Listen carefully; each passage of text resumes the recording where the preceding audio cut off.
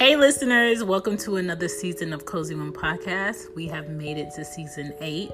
This season, I want to shine the light on mama's health, aka women's health, and some of these illnesses that I will be discussing with special guests can also affect men, but I really want to focus on what illnesses women go through and deal with and have to make sure their bodies are in check, have to make sure their diet is in check, especially if they want to carry children or carrying children. And you know, the knowledge of knowing your family history, how important it is for your health and your life. And that's what I wanted to focus on in this season. I hope you guys enjoy all of the guests. We're going worldwide with these guests. I'm talking to women across the water, across the pond, as they call it. I'm talking to women from different walks of life, and I just want you guys to get the information, learn from the information, and take that with you and spread it to someone who, you know, needed more insight on what they're going through or what their symptoms are. I hope you guys enjoy Cozywombmama Podcast. Don't forget to hashtag Cozywombmama Podcast. You can find me on Twitter, IG, and Facebook. Hey Cozywombmama fam, this is JC, the dopest mommy around and owner of He Hates My Tees, a novelty t-shirt company based out of Arlington, Texas. This is our first year grinding it out, and baby, it's been a beautiful journey. I'm a mommy of 2 spicy kids, Davy and Jameson, and an educator. And I started my company as a way to be self-sufficient and control my own narrative on my value after working several years in a corporate environment being, you know, undervalued. My latest collection is called The Dopest Around, saluting all dope-ass folks. We just released the Dopest Mommy Around dad hats, and they are fire. You hear me? Fire. It's available in several colors. Follow us on IG at He Hates My Tees, and visit our website, hehatesmytees.com. And that's tees, Tees. Use code COZY15 for 15% off your purchase. Love ya, be dope, stay dope, and I'll see you around.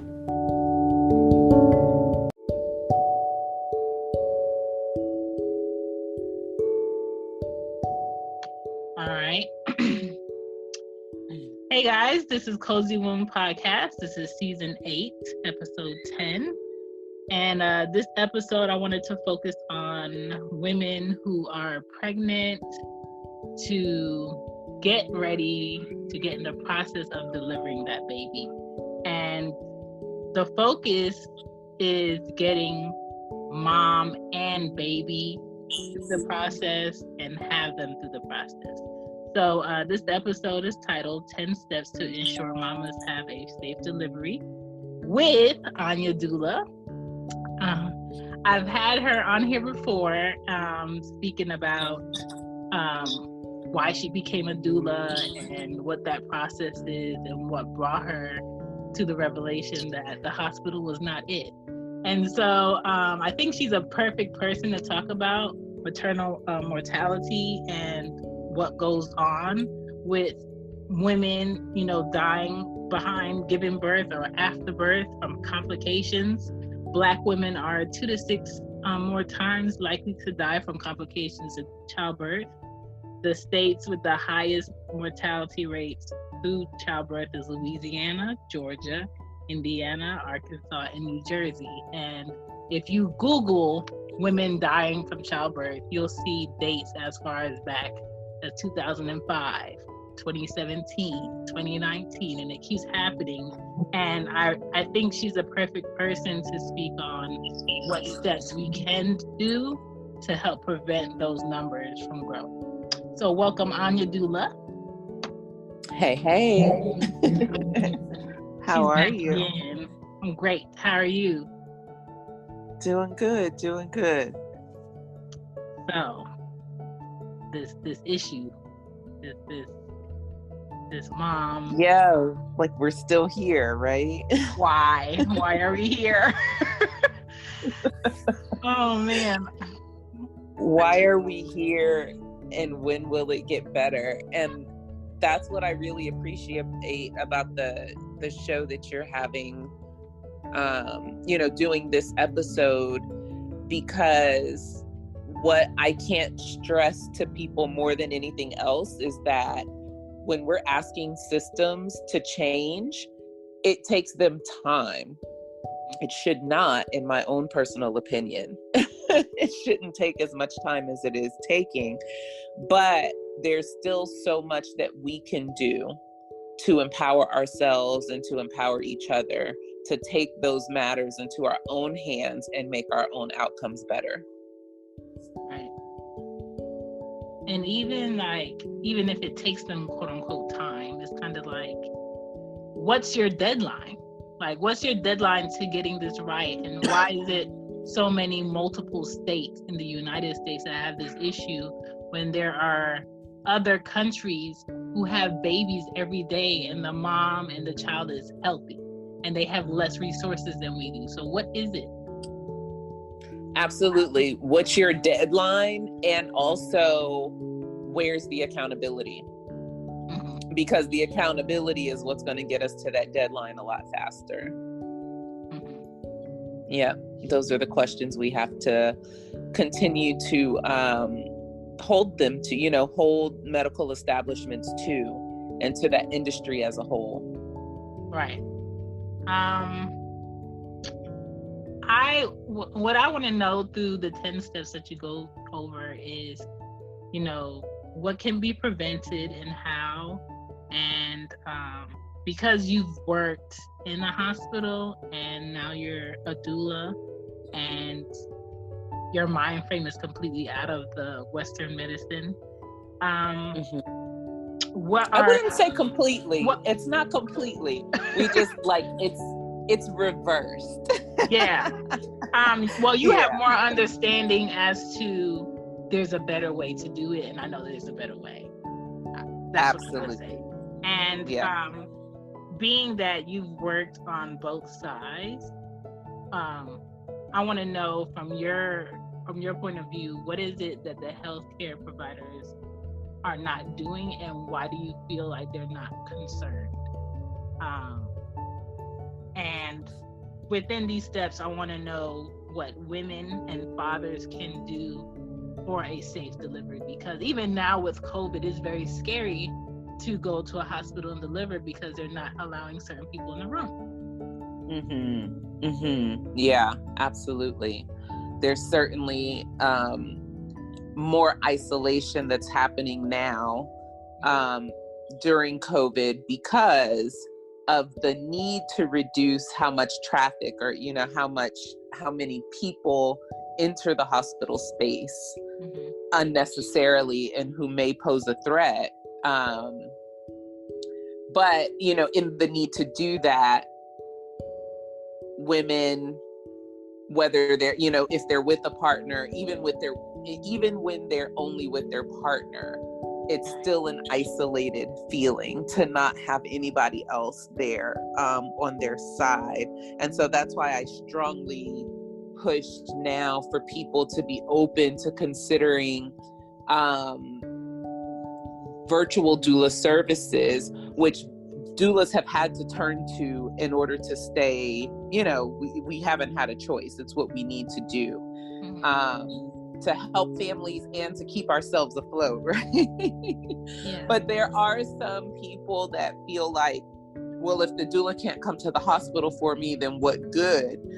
And the good is in that, look, I'm already getting into the countdown.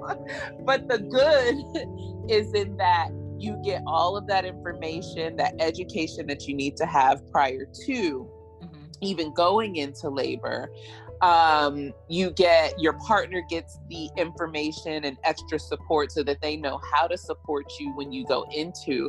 My point being that there's so much work that doulas do that's critical work that comes before just being in the hospital with you. Like, that's the smallest part of our job. Yeah. Is actually attending the birth. The biggest part is getting families the information that they need to be empowered so that when they do walk into that hospital space, they already know. Yeah, like even without you, they know what to look for. They know what to ask.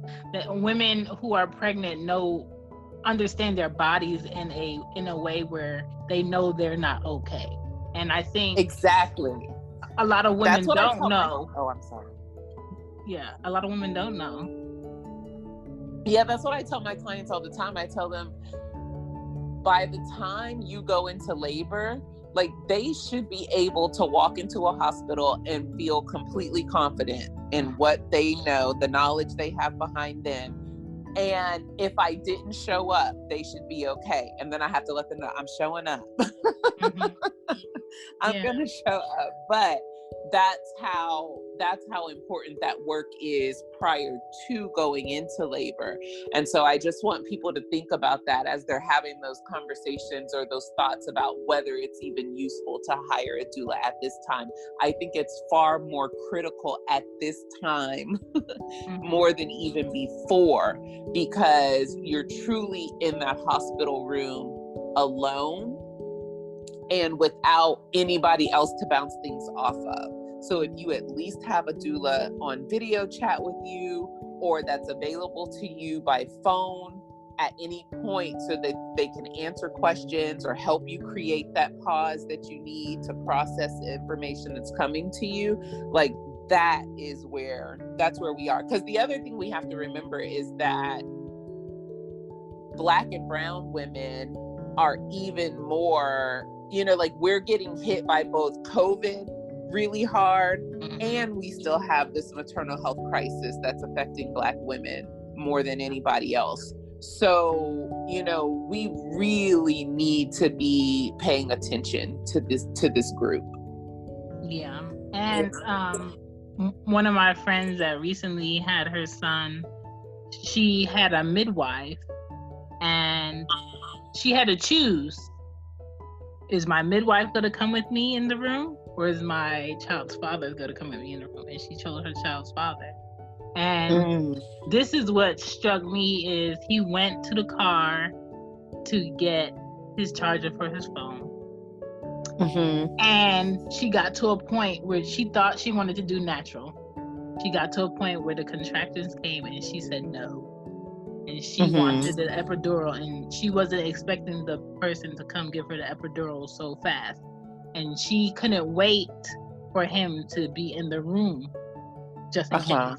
She let them go ahead and give her the epidural without him in the room, and he came back and he was like, you let them do it without me? She was like, I had to. And it's like, with women, you don't know how fast something's going to happen, what's going to happen. Yeah. You just have to be prepared. So it's very important to be prepared, so you don't have to leave the room for certain things when you're in labor. Yeah, that's so true. That's so true. Things change in a blink of an eye. Mm-hmm. So what are these 10 steps? Because we need it. All right. So, yes, 10 steps to help you plan, not just help you plan, but help you plan and help you prevent problems, right? As much as is in your control, with the understanding that there's not much in pregnancy and birth that is in our control. But with these 10 steps, these 10 things to do, I think this is how we empower women and families to have as much control over what they can as possible. So the first step is to, if it's possible, and I realize this is not a luxury that everyone has, and that for a lot of people this is not the case, but if you have the luxury of planning your pregnancy ahead of time, then plan your pregnancy ahead of time. If you don't have the luxury of planning your pregnancy, at least if you're in your childbearing age and your thought is that at some point in the next year or 2 or 3 that you're planning to become pregnant, or that you may think about getting pregnant, then you should go ahead and start making, like, just get yourself in that mindset and start thinking about the things that you need to do that are going to prepare you for pregnancy. And when I say things to do to prepare you for pregnancy, I mean things like deciding what type of birth it is that you want to have. Do you want to have a hospital birth? Do you prefer to have a birth center birth or a home birth? You know, thinking about those things so you can plan for what that's going to look like, how you're going to pay for that, how, you know, everything that entails that. And then also just thinking about, you know, your own physical health, your mental health, your emotional health, like getting all of, you know, just kind of getting your life together. You know, getting your life together so that you feel at your optimal best to move forward. Yeah, and at the beginning, for some people it could get frustrating no matter what type of insurance you have. You can have the quote unquote good insurance, and the hospitals will tell you, okay, this is what your insurance is paying, this is what you have to pay out of pocket.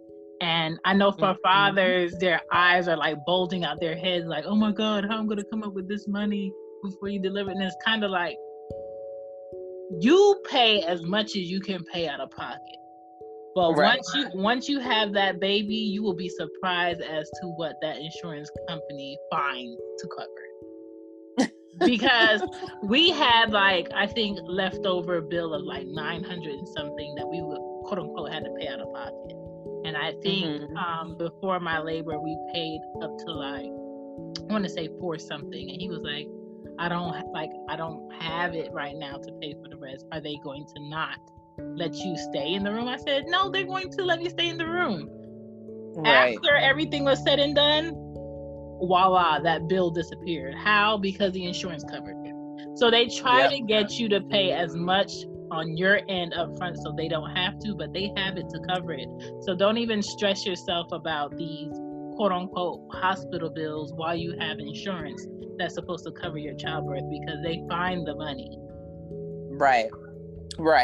But I will say, if you are a person that's thinking about having an out of hospital birth, whether that's at a birth center or a home birth, you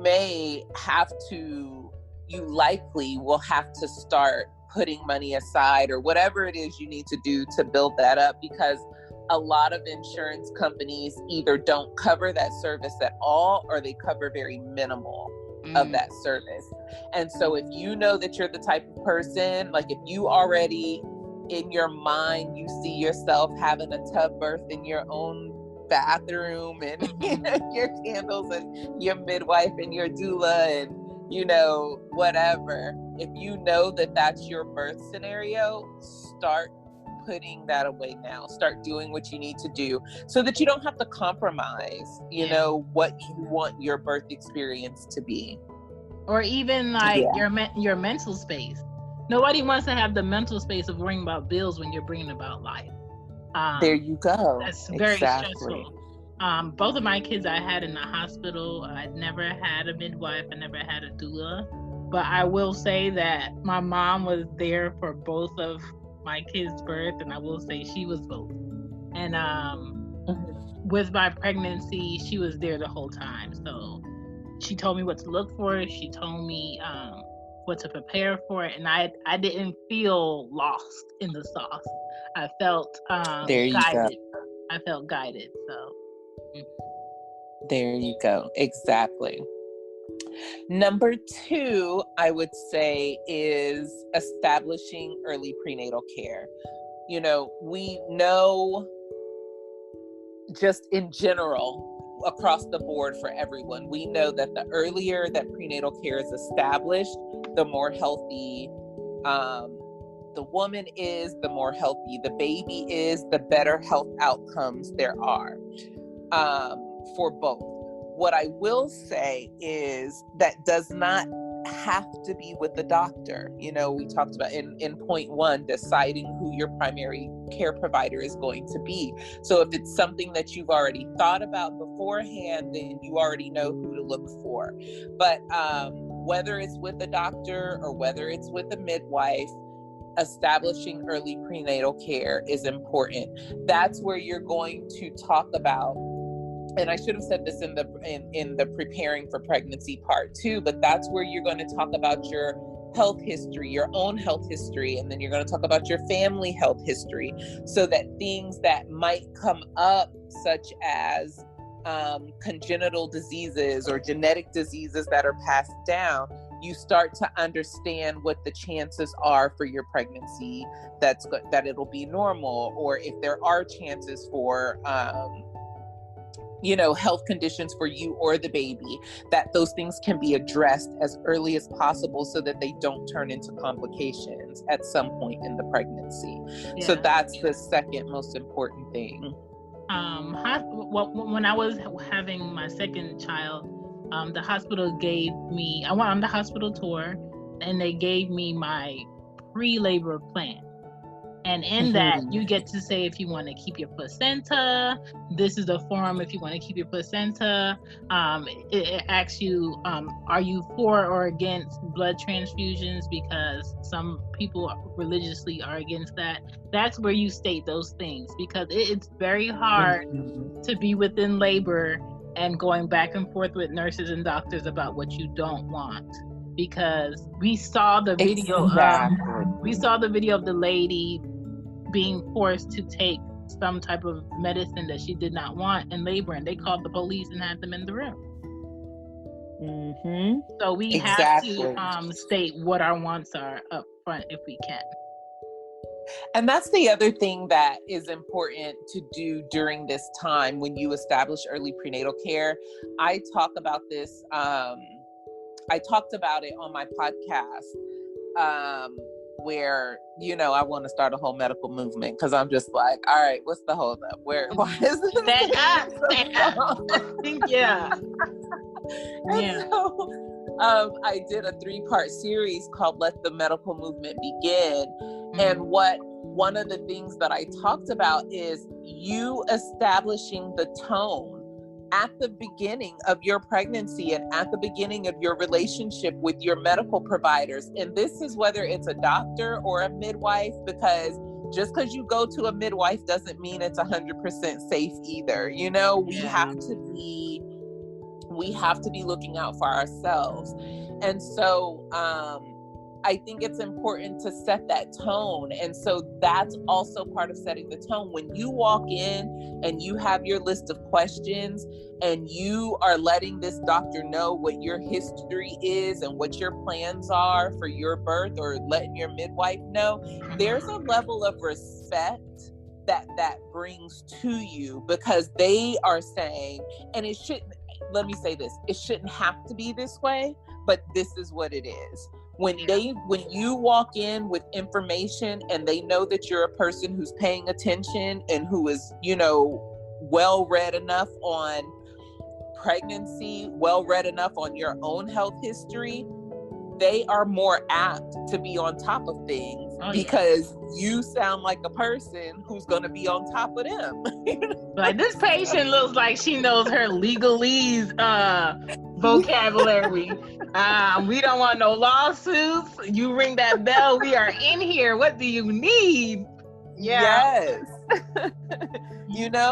That also comes in hand with establishing prenatal care early, is that they know, okay, this is somebody who's on top of things. We need to be on top of things because she came in here with her questions. So that's the second thing. And these are not necessarily I meant to say this at the beginning, these are not necessarily in order of importance. I'm thinking when I created this list, it's more in a chronological order, if you will, for how you should be taking care of these things. So anyway, the third point is to make adjustments to your diet and your exercise and what I call, and a lot of people refer to as, body work. And so in that aspect, just thinking about and having this conversation with your doctor, but it doesn't only have to be with the doctor. This is a really good place to start thinking about consulting other types of specialists. They don't always have to be part of the contemporary medical system. They can be alternative medical providers, holistic health providers, but doing what you feel you need to do, making whatever changes or adjustments or improvements to your diet and your physical health, your physical body, in order to create an optimal environment for nurturing this brand new life that you are bringing into the world, and also giving your body its optimal, what do I want to say? So that your body can perform at its optimal performance when it's time for you to go into labor.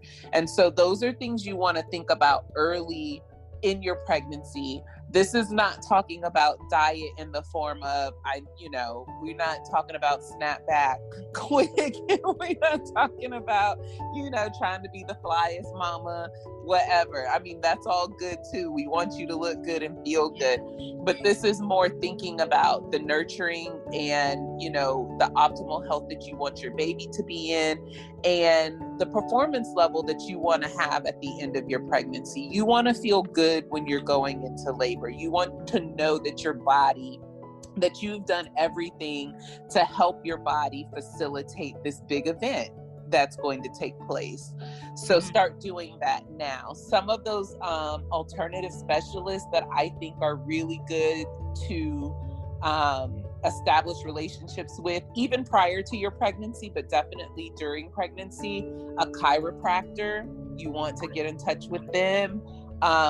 You want to be in touch with some type of nutritionist, and it doesn't have to be, like I said, it doesn't have to be a nutritionist in the sense of the medical establishment, but somebody who can help you stick to your diet needs, and especially if you have any type of health problems, you want to talk about those things with, along with your regular doctor.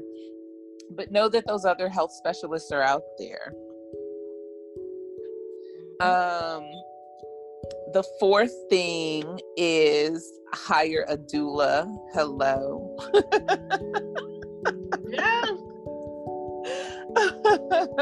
Hire a doula, hire a doula, hire a doula. So, I'll try not to get on my big soapbox. I'll try to stay on my little soapbox. But like I was saying earlier, you're hiring a doula. This is what I want people to understand about hiring a doula.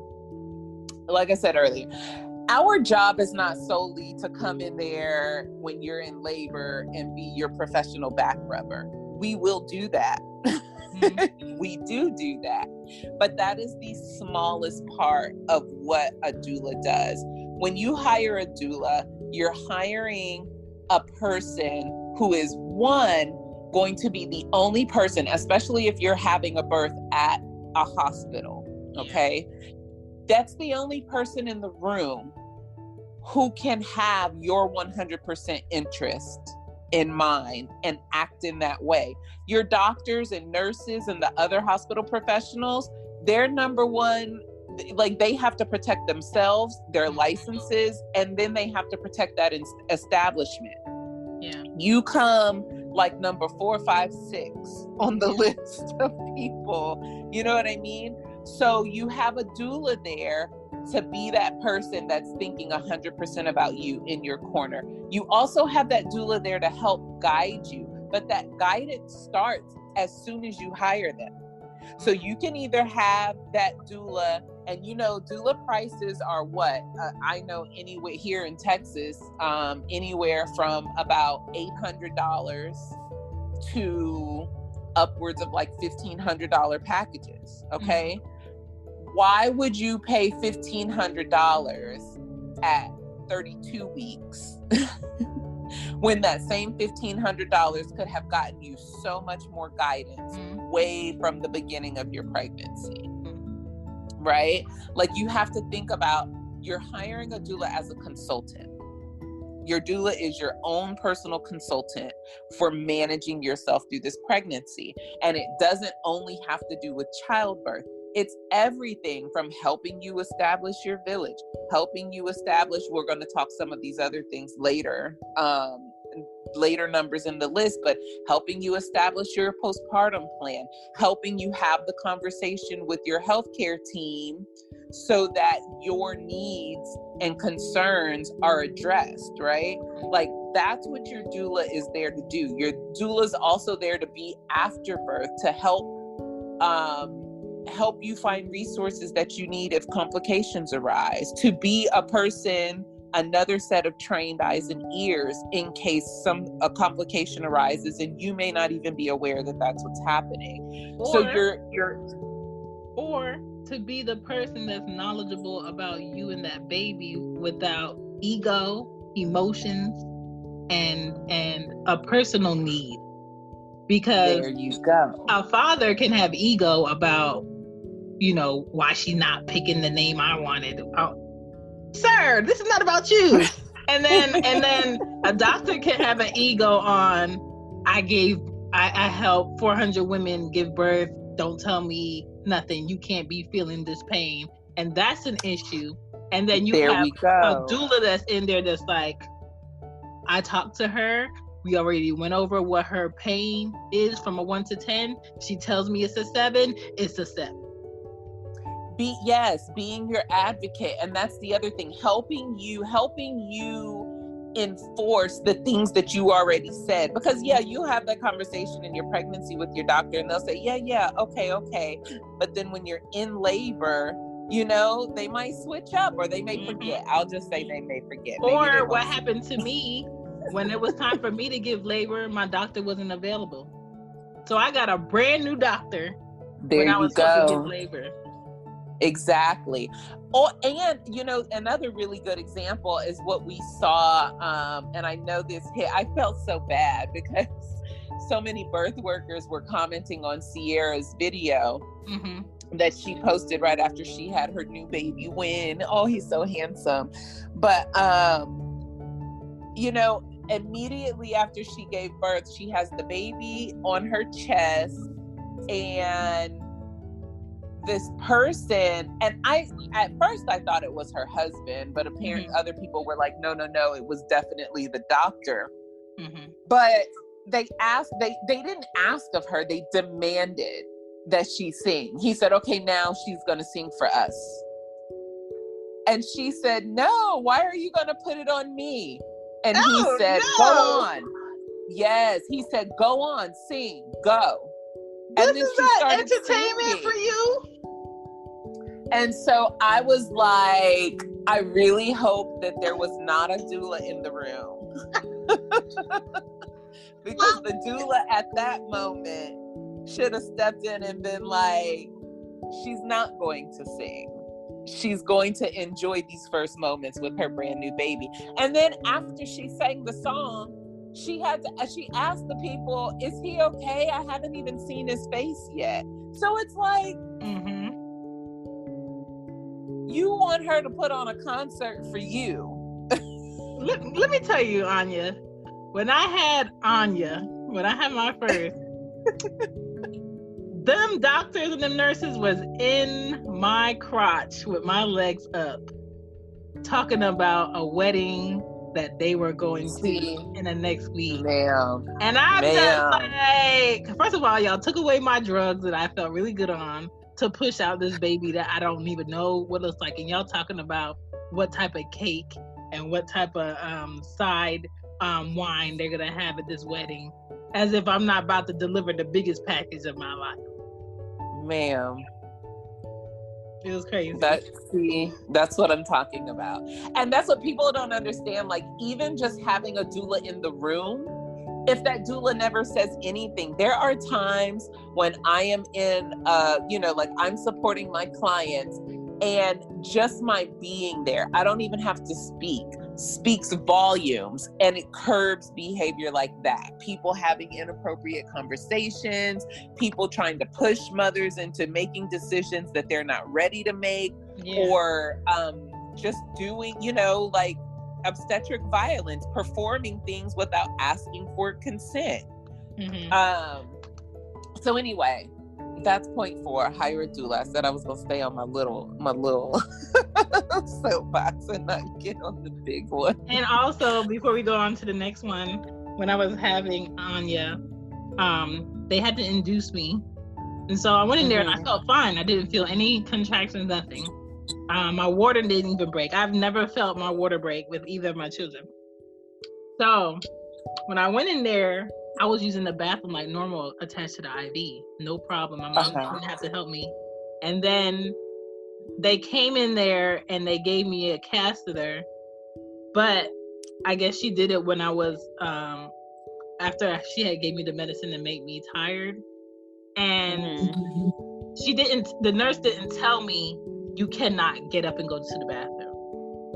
She just said, she said to me, if you need anything, just ring and I'll come. Girl, you can't pee for me, so that's not me needing you to pee. So I got up and I went to pee because I felt it. I felt the urge to pee. And when you feel the urge to pee, you don't stop. And when I went, I had blood dripping from the bathroom to the bed. And she came in there, she was like, she was yelling at me. She's like, why did you get up? I said, I didn't know. You didn't tell me you can't get up to go pee. This is my first child. I didn't know. So it's kind of like, let's say I had a doula in there. She would be like, okay, you're going to pee through here.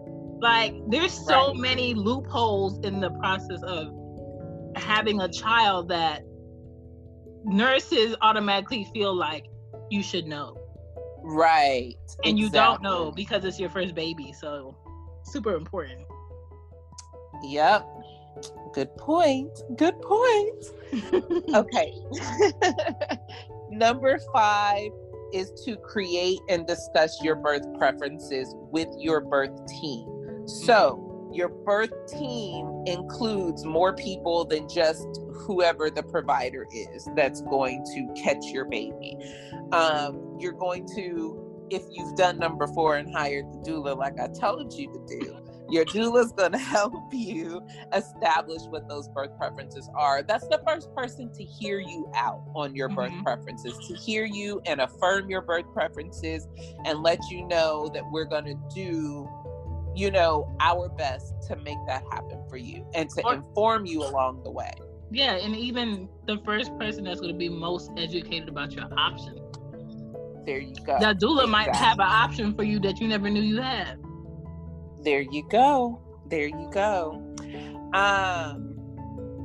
So yes, and then the doula is also going to help you have that conversation with your medical provider in a way that ensures that your needs and wants are heard, respected, and addressed. That is probably the most important part, I think, of what our job is as doulas, because that is where you find out, and this is why I think this needs to be earlier, this needs to be around 20 weeks or so of pregnancy. This conversation needs to happen this early because you need to know that everybody on your team is on board with what your plan is. You need to know that if your goal is to have a completely medicine-free birth, that everybody else on that team is working to make that happen for you. If your goal is, I want the epidural as soon as I know I can have the epidural, you need everybody on that team to understand, right? You don't need anybody fighting you, trying to tell you that you should be able to do this X, Y, and Z. So anyway, my point is, have that conversation early so that if there needs to be middle ground found, it gets found early enough. Or if there is not middle ground to be found between whoever it is, your doctor, your midwife, your birth partner, your doula even, like, if there's not middle ground to be found, that means that those people are not the people to be on your birth team. You've got to figure that out as early as possible so that you can make the changes that you need to make if there are any changes to be made.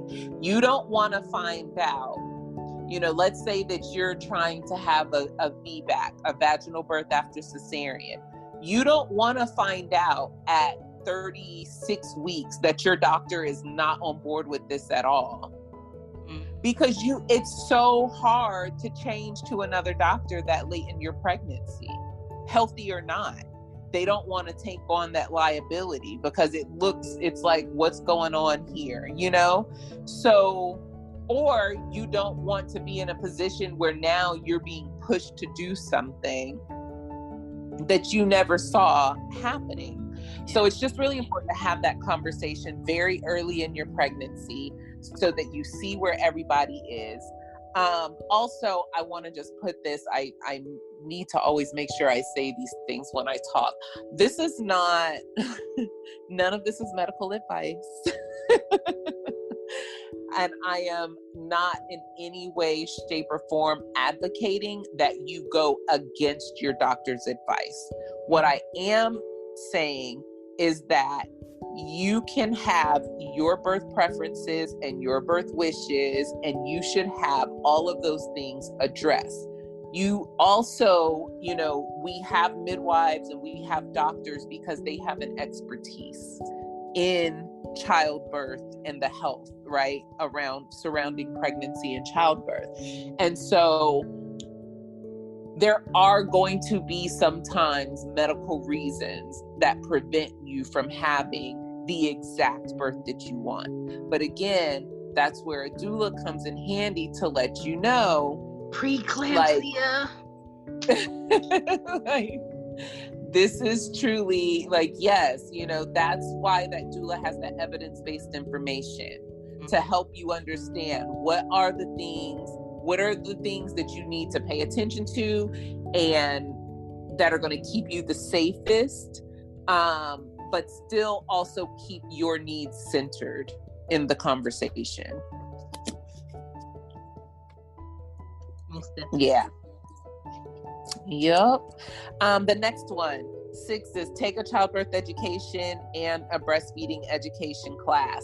So as those of us who have been pregnant and those of us who have worked, especially if we're talking about, working in hospital and clinical settings, that you're not getting a great deal of childbirth education from your doctor's appointments. You're just not. They're checking your health. You're giving them information to let them know that you are healthy or not healthy when you go to those appointments. They're not teaching you breathing techniques. They're not teaching you positions that you can get into that's going to make you feel better when you're in labor, right? Or that's going to help your cervix open up. That's not what your prenatal appointments are for. Therefore, you need to seek actual childbirth education classes that will help you prepare for childbirth and labor and help you understand what that process is. Yeah, and also as a mother or soon to be mom, your whole pregnancy is about being proactive. Because if I wasn't at the doctor and I was at home, I was on YouTube. And I was on YouTube listening to moms talk about their process at each month and what to look for and what popped up that they didn't know and what their birth experiences was. So I can know what my options are. So I can know how far left this labor can go. So I can see the ugly part of what this pregnancy could possibly be. So when I went into that room, I wasn't, clueless. Exactly. So that you have some idea of what this is. So did you have an idea of what the time frame is? Some people really walk into the hospital thinking they just gonna walk in, have a baby, and walk back out. And it's no, ma'am. Your first stage of labor can be anywhere from 6 to 12 hours. Listen. And there's no way for anybody to know how long it's going to go. So you just, so you want to educate yourself. You want to have an understanding of the process. Another thing I want to point out here is that the childbirth education that you get in the hospital setting, while the actual information, right, the biological, physical information that you get, the didactic education that you receive from that class is going to be the same. I strongly consider you get your education outside of a hospital setting. The reason being, so for instance, I teach childbirth education and I offer that as a service. I use the same educational materials that the hospital uses. The difference is the hospital is going to teach you how to come in there and be a really good patient for them through that childbirth education information. When I teach that class, I'm teaching people at what points they have decisions to make, and I give them their options so they can start to consider those things at an earlier time. So that if they are faced with that decision during childbirth, they already have this information. They don't have to stop, process, learn, ask questions, right? And try to figure out the best decision when they're in a vulnerable state, when they're in pain, when they're probably nervous because they've never gone to labor before. So you just want to think about that when we talk about childbirth education. Consider your source. And then also, like I offer a breastfeeding education class with my packages, because I think it's really important for moms to have a more realistic idea of what breastfeeding is right after you give birth. You have families, you have parents that think that it's just going to be super easy to pop the baby on to their breast, and then she's going to have this beautiful glowy moment of nursing 10 minutes after the baby's born. It never looks like that. Let me say this. With the amount of boob that the Lord gave me, I thought I would be doing a sin if I didn't try breastfeeding. Because I said, okay, you gave me these big boobs, and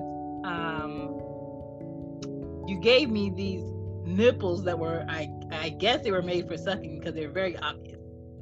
I said I'm going to try this breastfeeding, and if it doesn't work, then I'll do formula. Anya, I kid you not, your mini me Anya, I had her around, like, I want to say 7 at night, and they switched up my room. My mom made sure that she didn't leave her sight. She was pushing her in the little carrier thing that they have for the baby, and we got into the second room, and my mom gave me her, and she was like, put her on your boob. I was like, the nurse didn't come in here and tell me to put. She was like, do it. I put Anya on my chest, and she bobbed her head to my nipple. She found my boob herself, and I have it on video with her doing it. And I'm just like, okay, so this is not gonna be a problem. And it wasn't a problem. And then I had Aria, and I latched her at the hospital, no problem. Got home, and then my foot swelled up. My feet got so fat to the point where I would walk and it'll feel squishy, like I'm stepping on something squishy. So I called my doctor, and my doctor was like, it's fine. It's your body retaining the water in your body, and then it's going to disperse up to your breast where you're supposed to make the breast milk. And that's what happened. But when I tell you these feet look like galoshes, I was like, oh my God. But yeah, it is a process, and it's very strange to be in your body and not know what your body is doing. Exactly. And it can be, it all just feels weird. You've never done it before. The baby's never done it before. Like both of you are trying to figure out. And so anyway, I like to offer that as a service, because I want my clients to go into labor feeling completely confident, right? Mm-hmm. And then when they understand that, the baby's not going to, like, you don't have to worry about the baby starving because the baby doesn't have that big of a stomach. Like, they don't need, mm-hmm. they don't come out needing a full bottle of milk. Those are the things that we need them to understand. I know that the breastfeeding class that I offer is by this lactation consultant here in Houston. And every one of my clients who has taken her class, when they leave her class, they feel like, okay, I got this. I know what I'm doing. And then a few of them, even when they had some hiccups after the baby was born and, they got home and things got a little bit hard, they were able to use the information that they took from her class to work themselves through it. So it even saves them money in the long run, right?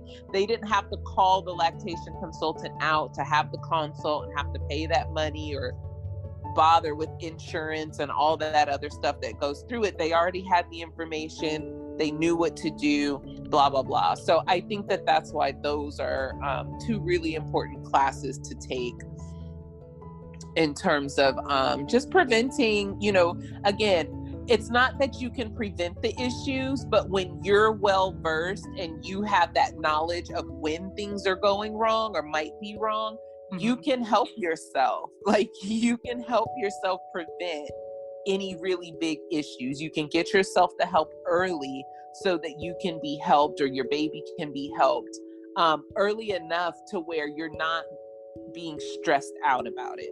Yeah, because panic and new babies don't blend because they feel it. They feel it. They sense it. They get more irritated that you don't know what you're doing, and they know when you don't know what you're doing. And that baby needing gripe water can turn into a night where nobody getting any sleep.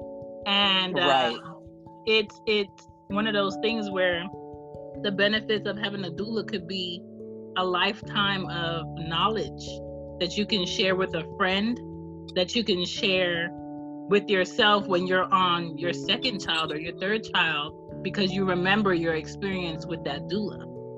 Exactly. It's not like you're going to have the information evaporate. It's your experience. So you're going to remember the steps in going through this labor. And they say, quote unquote, that the second one is easier or gets better. Don't listen. Every child is different. Every labor is different. Everyone is so different, and you cannot even compare births or children from the same mother. You just cannot. I thought my second kid was a recall. I said, I said, there's something wrong with her. Because she's not nothing like Anya. Anya was easy. You didn't even know Anya was in the house when I had a newborn. Aria, she just had to let everybody know she was home. I'm just like, oh my goodness. That's kind of the difference between my two. My oldest was the easiest baby. He just, everything happened. 1, 2, 3, easy peasy. My second baby, oh my goodness, he was so clingy. He was cried. He didn't want nobody but his mama. That's Ari.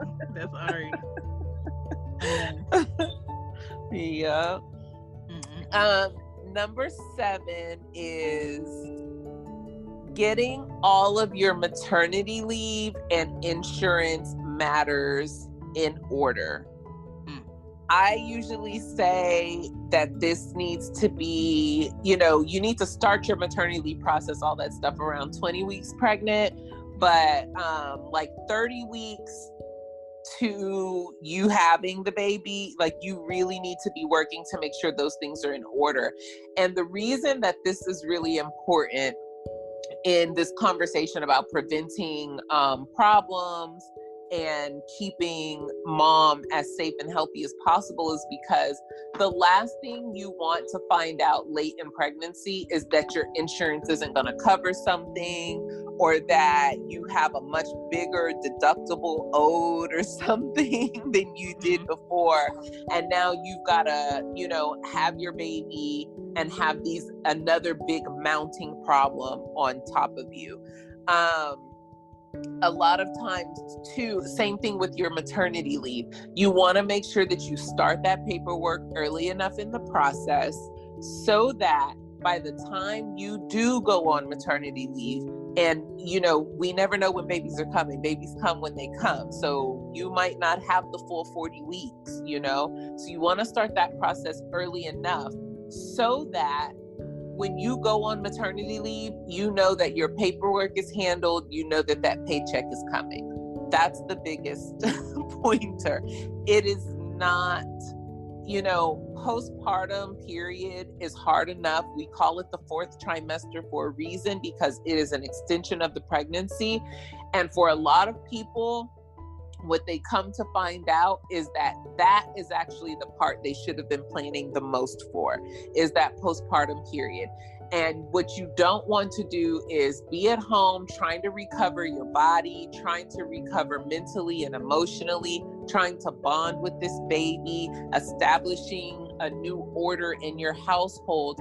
It will feel like your world is flipped upside down. And then to find out that you're not going to get a paycheck because your paperwork got held up somewhere, or to like get home and maybe you are going through postpartum depression, and then to have to find out that, the money that you were expecting to come, to have that sitting on top of you is even more reason to spin you into a situation that can become an emergency, So you want to make sure that every step of the way, when you file that paperwork, you want to make sure you have the person's name that you dropped it off with, that you want to know number, your contact person. Yes. Write down your claim number, names. Keep everything in a folder, or if whatever you do to keep your files together, but you keep everything in a place so that you can make sure that's done. Also, you don't want to be in the hospital and like be in some sort of emergency situation and then find out that you're like, what's one of the biggest things that can happen, and you even said this, I think you said this before, is like knowing that your baby has to go to a NICU, or finding out that your baby has to go to a NICU, and then finding out that your insurance doesn't actually cover, the care that your child needs. Like, those are all very real scenarios that happen that a lot of times people don't even think about ahead of time. And so again, that's the type of information you want to make sure. So you want to call that insurance company. Don't just sit with what the people in the doctor's office tell you, because what the doctor's office tells you are the fees for that doctor. Mm-hmm. It has nothing to do with what the hospital is planning to charge you. I saw a billing for a labor where they charged, I think, $300 for skin to skin with the baby. I saw that mess too. You see what I'm talking about? Charge for someone putting their own baby on their chest. Like, how is that a charge? And also, mother's care after having a baby is not, she had the baby, we released the baby to her, we took off the baby's probation bracelet. It's also when you go home and your body is reacting to the epidural still. Mm-hmm. Because I had a reaction to the epidural on the 4th day after my childbirth, not the 3rd. They kept me for 3 days and they sent me home the end of the 3rd day. And then that 4th day, my whole left leg swelled up. Mm-hmm. It was heavy and I couldn't lift it. And I called my doctor and he said, I want you to come in so we can do an x-ray and check it to make sure it's not a blood clot. Because that does happen. And so a lot of women think, okay, I have the baby, I'm home, it's done. It's not done. You need to be watching your body. You need to be feeling if something feels weird, because your body just went through this whole transition, especially if you've been induced. They're putting drugs in you. You don't know how your body is going to react. So it's super important to pay attention to your body after a pregnancy. Absolutely. So yeah, you just want to make sure you have all that stuff in order so you don't have any surprises, any hiccups, nothing that's going to cause you to be stressed out any more than what just comes postpartum. Speaking of postpartum, the next number 8 is establishing a postpartum plan. So again, this is where your doula comes in handy, because like I said, people, they're doing all this preparation for the pregnancy. They're doing all this preparation for labor. They're thinking about, how am I going to get through the pain? And nobody's thinking about when they come home with this brand new baby and what that's going to look like. Your postpartum plan is establishing the new roles that you're going to have to transition into when you bring a new baby home. Postpartum planning is deciding how do you still care for yourself, mom and dad, when you've got a brand new baby in the house and everybody needs to be hands-on. How do you still get your exercise in? How does mom still find time to get her nails done? Who's cooking? If everybody's taking care of it. Who's bending? Because after you have a baby, I'm sorry, but everything below my waist felt broken. You don't want to You don't want to be stretching. Who's taking care of the other children if there are other children? Who's taking care of pets if there are pets to be taken care of? Those are the types of things you need to start planning for ahead of time. And the biggest thing that I want to stress here is that it's as much mentally, it's as much planning your mental and your emotional health for postpartum as it is like just planning tasks and who's going to complete tasks. Because when your life makes that type of transition, you need to have some footing. You need to feel grounded. You need to feel guided into that transition. Otherwise, your life just feels flipped. And then you're kind of grasping at straws, trying to make things happen and hoping for the best, where if you have a plan ahead of time, right, then you're working together as a team. You have a goal, you have a blueprint, you have an outline, and you're going to find that, we thought that schedule was going to work. Toss that out the window. But at least you're thinking about it, and at least you can start to plan. And if you need to redraw at some point, that's fine. But the plan is what's most important. Yeah, I remember. I remember having Arya, my second child, and Anya was 3, and I remember feeling guilty because I was spending so much time with the new baby, and Anya is new for her. She's not really around other kids, and I can only see her for X amount of hours during the day. We can't go to the park. We can't, play games. We can't go outside a lot because I have this new baby.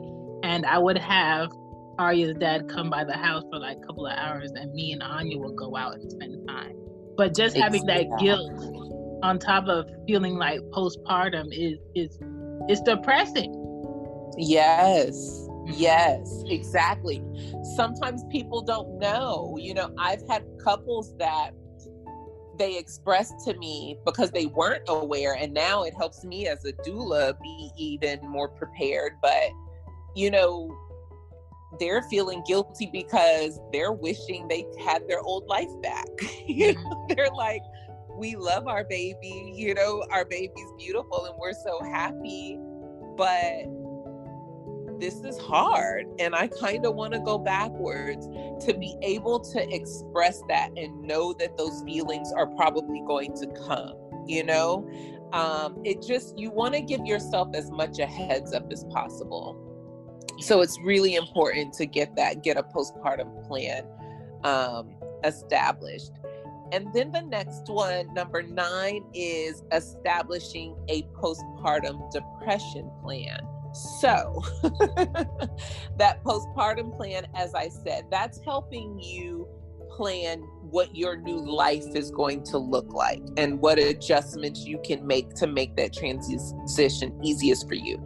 But establishing a postpartum depression plan is part of your postpartum plan, but it is separate. What you're doing with the postpartum depression plan is you're preparing yourself for just in case you have this is something you experience. You may not know. No one really knows if it's going to be them, if that's something that they're going to go through. You might be more predisposed if you already deal with like depression or anxiety or other mental health disorders or issues. Then you might already be a step ahead if you're already taking care of that. But if not, if you just have no clue, you want to have at least some sort of plan in place. I usually tell my clients the first place is to ask your doctor's office, like, who would you refer me to if I were to go in, if I did have postpartum depression? Get that list early and make contact. You don't have to make appointments, but just call those offices and say, what does your wait list look like? If I were to have this issue, how easy would it be for me to get an appointment? Then at least you know, right? At least you know you have names and numbers to put on the refrigerator so that if you find yourself in that moment, then you have numbers to call. You have places to go to. I always tell my clients too, like, to consider, if it is, like you said earlier, if it is, 3 a.m. and you find yourself spiraling and you're like, I've got to get help. Well, calling your therapist at 3 a.m. usually isn't, like an option. So you want a place to go. Hospital emergency rooms can be super scary if we're talking, oh no.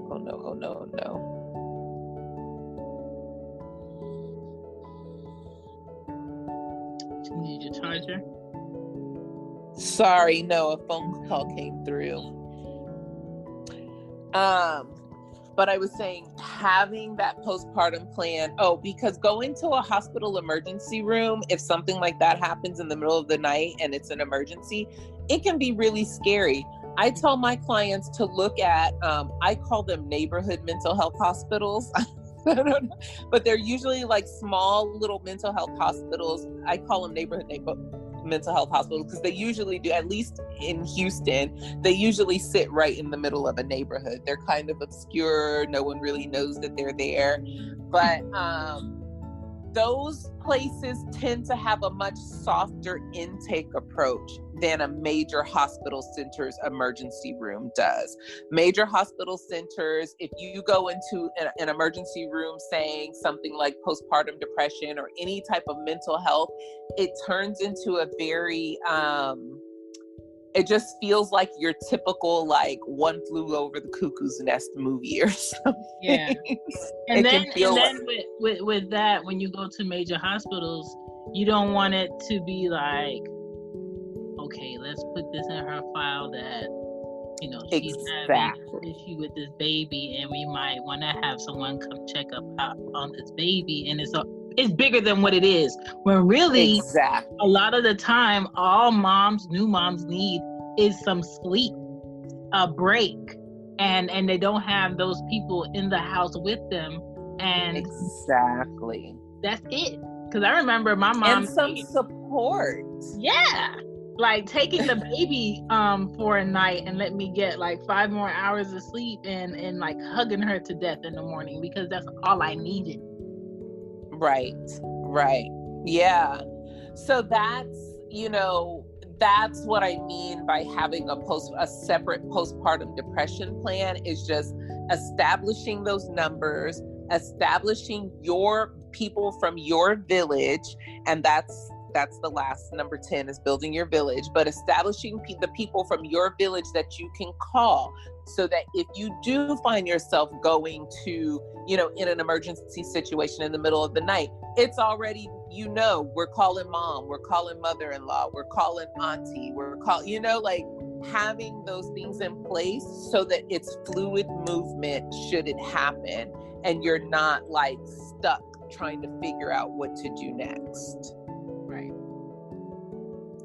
And then the last thing, like I said, number 10 is just building your village, like figuring out who your solid rock people are, the people that you can trust to give you good information about pregnancy and childbirth, not people who are going to be trying to scare you, not people who are going to be sending you all the bad news, keeping you up at night, worried. Like, you want to have it balanced out. You want to have people that you know that if there is an emergency with your health, who's going to show up for you when you're making your postpartum plan. Who's going to come over and help cook meals? Who's going to come over and help do laundry, right? Who's going to come over and keep you company or take you out for coffee break when you need to get away from the baby for a minute? Who's going to come over here and make me feel like I'm a human being, I'm an individual?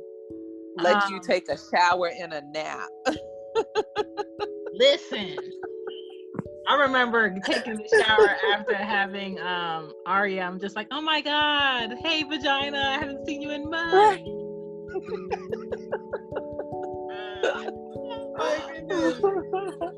Yeah, it's exactly. Yeah, you just want to have a group of people around you that you know are looking out for you. Those people who are going to know the difference between when you're okay and when you're struggling. The people who are going to know to say, I don't care what you say, I'm coming over there because things don't sound right. Like, you need a group of people around you. And for some people, that's going to be family. For other people, you're going to have to really pull together a village. You're going to have to think about who are those people. You might have to find people, in places. It might be coworkers. It might be somebody from church. It might be the neighbor that you just met last week. But you find the people that you know you can rely on and keep them close. Yeah. I think having like outside time and sunlight helped me like relax, because being inside and seeing like, okay, Monday I'm doing this, Tuesday I'm doing this, Wednesday I'm doing this, and then to sit in Wednesday and know that tomorrow's gonna be the same thing. Oh my God. You talk about groundhog feels on another level. I couldn't wait to go back to work. I'm just like, I'm tired of all day, everything. You're gonna want to eat, you're gonna poop, you're gonna pee, I gotta give you a bath. It's gonna be repeat. So yes, getting out of that. That's how I felt. And I even felt some guilt around that with my second baby, because I had planned on staying out for 12 weeks and I went back at 8 weeks. Oh, wow. I was like, I can't be in this house 24/7, with the baby. And I was just like, I'm breastfeeding. But anyway, my point is that, and that's what going back to what I said earlier about, you may have your postpartum plan and you might find that you're gonna, change some things based on your circumstances, based on your feelings might change from before you were pregnant to your postpartum period. But it's important for you to know that all those feelings are valid feelings. At the time I felt bad that I wanted to go back to work, but now that I'm, so far removed from it, because that baby's 17 now. Oh my God.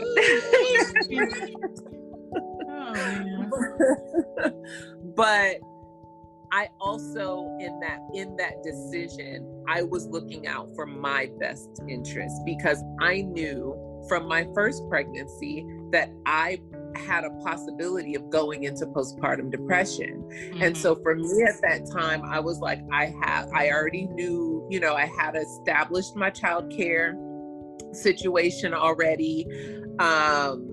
I was healthy. I got my A-OK from the doctor. I got, like everything was in place so that when I needed to make that decision for myself, like I was at a point where I was in the house crying all day with that baby. This ain't good for either one of us. Honey. Many nights. Many nights. Till to this day, she's 3 and she comes to my room and I'm just like, Arya, why are you in my bed? Because I want to sleep with you. I'm sleeping with you. Okay, you can sleep with me, but why do you have to be on my chest though? Right. Listen, when you have a clingy kid, that's just what it is. Exactly. So yeah, I think that those are the 10 best ways.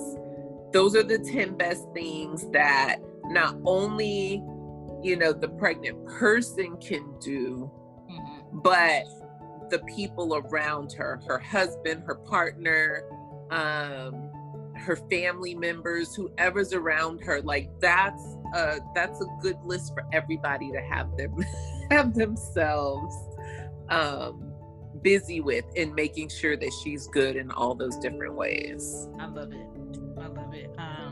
Because we need more women who feel comfortable and would feel safe during delivery and after delivery. And that's just how we're going to combat our work for this, healthcare issue with women that go in happy, healthy, pregnant. And it's kind of like, who do you want to come out, the baby or the mom? And it shouldn't be that. It should be, exactly. I want both of them to come out. I want both of them to come home. I'm just tired. And not just for them to come home. That's what I tell people all the time. This is not just about you going in and you're healthy and the baby's healthy. Like that drives me crazy when doctors are like, we just want a healthy baby and a healthy mom. Well, of course that's what we want. Mm-hmm. We're not walking in here for you to maim us. Like of course we want to be healthy, but also she should be heard. She should be respected. She should be able to express what's happening to her and be taken seriously. She should be able to walk away from her birth experience feeling so good and confident and powerful in herself with what she was able to do. Yeah. That's the type of birth experiences, like, that I as a doula want for my moms. And even when the outcome, because the outcome is not always going to be for everybody's not going to have, a completely medicine-free vaginal delivery. That's not in the cards for everybody. But at the end of it, whatever the outcome is, she needs to feel like she was in control and that she was respected and that her needs were met. Mm-hmm. That's when we're all good with it. We're not just happy at healthy mom, healthy baby. That's not enough. That's bare minimum. She shouldn't have to argue with doctors and nurses about the pain that she's feeling. And the doctor says, well, you shouldn't be feeling that much pain. Well, exactly. Duh. So what are you going to do for the fact that I'm feeling it? Like, I'm just, it has to get better. And I hope it gets better. But thank you for sharing this. That's how it gets better, though. And that's why I wound up, that's why I tell people always like, why would you leave a nursing job to be a doula? And I'm like, first of all, y'all so capitalistic. But anyway. Oh, man. Maybe it's about, and I think it's like this for a lot of people. Some work is about how much does it pay? What is it going to do for me? And then some people work is about, do I feel fulfilled? Do I feel like I made like a stamp in my day today? Do I feel like I helped someone's life be better than it was if I didn't get involved? And being passionate about what you do and having integrity and about what you do. And that is the line of work that you want to have integrity in, is saving multiple lives. And that's how I look at it. there are certain things that you can push when you're in any system, right? So whether it's the healthcare system, the education system, the police system, there's always those of us who are in these systems and we find ourselves trying to do the work, like trying to do the good work, right? Like, how does Olivia Pope say, wear the white hat, right? We want to do the work within the system, but there's always a wall. There's always a point that you'll come against where you realize this isn't going to happen from inside. It just isn't. And so I see my job, I see this list of 10 things, I see the work that I do as a doula as changing the system by informing the consumer, because that's what you have to know at the end of the day, is that healthcare is a business and you are a consumer. This is the same thing as the customer is always right. You want what you want. You walk in, you tell the people what you want. You hold them to that. Yeah. Right? People just need to know that you can do that in healthcare situations as well. That's what we don't know, because we see doctors as authority figures and we're conditioned to regard them as authority figures over our health. And without getting on a soapbox, that's just